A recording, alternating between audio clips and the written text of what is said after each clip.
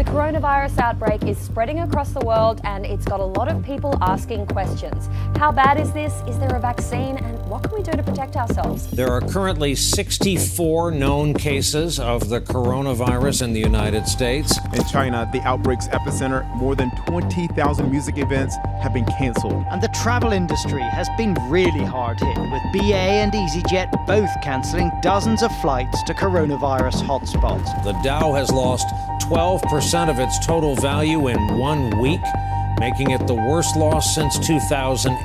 The economic damage of coronavirus is only just beginning. The world's most prestigious motor show was due to start here in Geneva next week, but as Swiss officials banned large gatherings, it was cancelled. We therefore regret to announce that the Geneva International Motor Show 2020 is now cancelled. Hey guys, it's Joel and welcome back to the channel. Now, before we get into this video today, I just want to say that the coronavirus is a very serious global issue, not to be taken lightly. And as a result of that, I do fully support the decision by the Swiss government and then in turn the Geneva Motorshow organisers to cancel the event. Now, obviously, if you're regular here, you'll know that this is not my type of content at all. I'm not a news channel whatsoever. However, my reasoning for making this video is because I was actually scheduled to be at the Geneva Motorshow next week and have since cancelled my plans to head down there.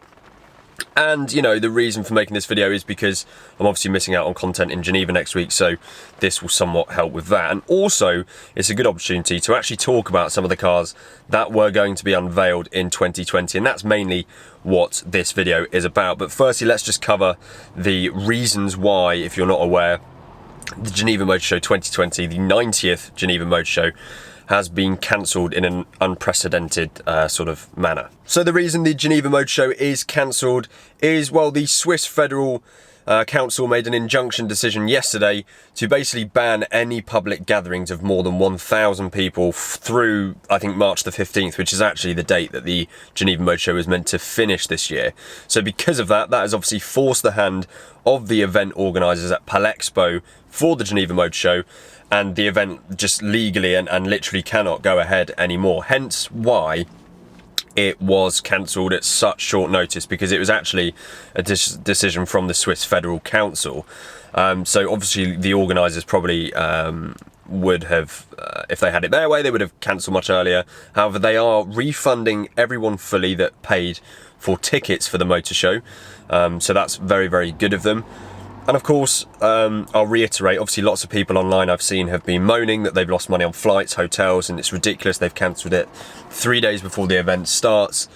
But I will reiterate, it is obviously in the interest of public safety, and I'm actually very glad that I'm not going, but very glad that they've taken the decision to do this, and I think it's very sensible, and I've absolutely stand by it, and I'm happy now that I'm not heading down to Geneva next week. I will just read a quote from the organisers accepting the decision. They say, "We regret this situation, but the health of all participants is our and our exhibitors' top priority. This is a case of force majeure and a tremendous loss for the manufacturers who have invested massively in their presence in Geneva. However, we are convinced that they will understand this decision."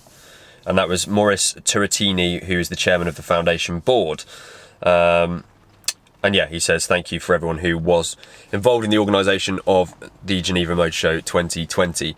And yeah, let's just think about, if you were going down, obviously it's not that bad for you because you've not invested millions of pounds and had lots of stakes riding on the unveiling of your new car. And you know, it could be a lot worse. Shout out to my friend Luke, Hampshire Photography. He has, he embarked on a journey to drive down to the motor show a couple of days ago, so he's now deep into Europe. But knowing him, he will make the most of it and get some incredible videos made anyway. But look, let's talk about the interesting stuff and the fun stuff. And the reason you're probably all here as car enthusiasts, let's talk about some of the cars that they were going to be unveiling in 2020, because this is news to me. They sort of published this yesterday, and I've been having a read through, and there are some actually pretty interesting cars that were going to be unveiled, and I'm sad that I'm not going to see now. So I've picked out a few of them, and I'll show them to you now. So the headline cars then, and I'm going to go in chronological or alphabetic order here. The first car, and by the way, this is from the Autocar website. They've basically done a great article listing all of the cars that were going to be unveiled at the motor show. So I'll leave the link to that in the description so you guys can check it out. The first one I'm going to mention is the Apex AP0. So Apex are a British sports car maker, which is one of the reasons I've chosen to talk about it. And it was basically going to be an all-electric, and it still will be, all-electric hypercar, which only weighs 1,200 kilograms, which, well, that's pretty impressive for something that's battery powered. But I think that, seeing from these pictures, it's going to be something quite special and something to look out for. And also from another British manufacturer, BAC, or Briggs Automotive Company, I think, they were releasing the second iteration of the Mono. You guys will probably know about the BAC Mono, absolutely mental sort of lightweight track car that's also road legal. They were releasing the Mono 2, which I have to say looks very similar. I'm probably overlaying some pictures. Looks very similar to the first one. But headline figures, 2.5 litre 4-cylinder engine from Ford, 305 brake horsepower, doesn't sound that impressive, but it weighs 580 kilograms, as in the whole car. So 0 to 60 happens in 2.8 seconds. Absolutely mental, absolutely mental. That would have been cool to see. And one day I do very much hope to experience one of those cars for myself. From BMW then, the one on this article, the main release is, well, they released the new 3 Series earlier in the year. I'm seeing tons of those on the roads. Lots of the 330i's I'm seeing and lots of 330D's. However, they were bringing out the 340D. Now the 340 petrol version variant is out currently. I think this diesel one is new. So I'm sure this will be an extremely popular car, 335 brake horsepower in a diesel and in the package of a 3 Series, which is a very nice looking car in my opinion. So that was being unveiled there, something you guys might be quite interested in. And I think, although this is not a car for me, it's something I highlighted because I thought it's quite interesting. It's the Fiat 500, but electric version.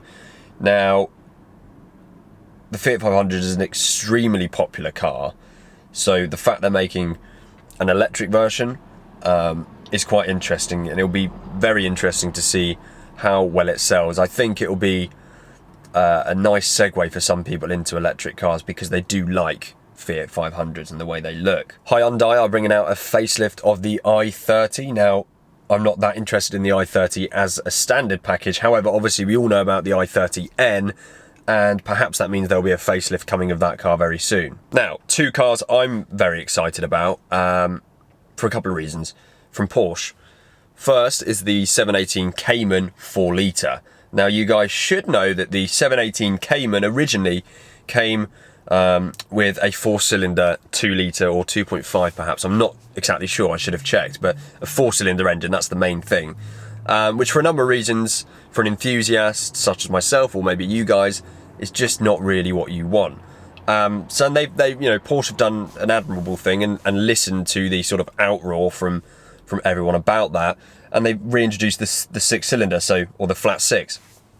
And yeah, so the 718 Cayman GTS 4 litre was going to be at the Geneva Motorshow this year. And then the other one from Porsche, which is exciting, is the 992 911 Turbo. Now, I'm a massive fan of the way the 992 911 looks. I think it's a really beautiful car, and it's already very sort of wide-bodied. Previous iterations of the Porsche, or the 911, sorry, you would have probably had to have a Carrera 4S or a turbo to get the wide arches. However, the 992 as standard sort of has that. So what will be really interesting is to see what they do with the turbo. And I think there are some pictures of it here, and it looks pretty similar, to be honest. But I think in person that would have been really cool to see.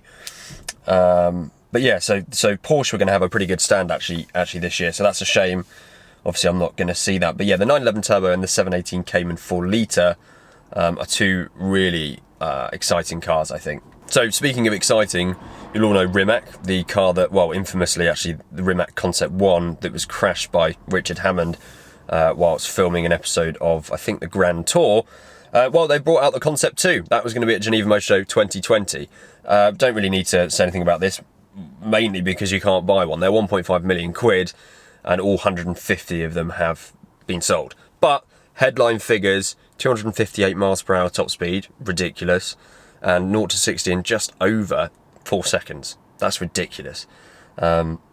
Looks absolutely mental as well. Pretty similar actually to the Concept 1, and almost a bit like a Koenigsegg from the side profile. But yeah, it would have been a really cool car to see. Unlikely to ever experience or even see one on the road, but there you have it, Rimac Concept 2, pretty awesome. And that is it in terms of the cars that I wanted to talk about. There are a few others, such as the Golf GTI. That's quite a big deal, I suppose, a very popular car, and they've got a new Golf GTI coming out, and there are various other ones as well. Like I say, I'm going off this Autocar article, which I found on the internet, and I will link that in the description below so you can check out and read further should you wish. So yeah, it's a really weird one, guys. I wanted to make this video just to sort of cover myself, really, because I'm going to be missing out on some content from Geneva next week, so I hope you understand that. And, you know, it's quite an unprecedented thing, really. It's a very strange, bizarre situation where the Geneva Motorshow has been cancelled. The 90th Geneva Motorshow has been cancelled because of, well, natural causes out of their control. So it's something I sort of wanted to cover as I guess a point in history, but obviously it's nothing to be taken lightly. It's a very serious situation, as I said at the start of the video, and I hope you all stay safe out there. Let me know below if you were going to the Geneva Motorshow and sort of how that's impacted you, and also what you think of the cars that were being unveiled this year. Thank you guys for watching this one, and I'll see you with some more usual content very soon.